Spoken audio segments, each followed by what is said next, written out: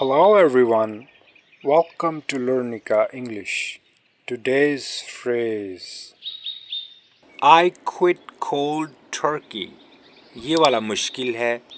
इसका मतलब है बस अचानक से छोड़ दिया।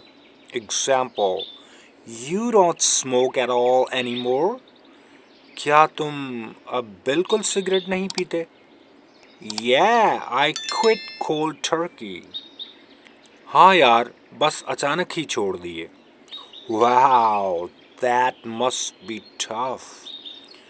बड़ी बात है, आसान तो नहीं होगा। 1 point. सिगरेट, शराब और कॉफ़ी वगैरह की लत छोड़ने के लिए बोला जाता है। That's all for today.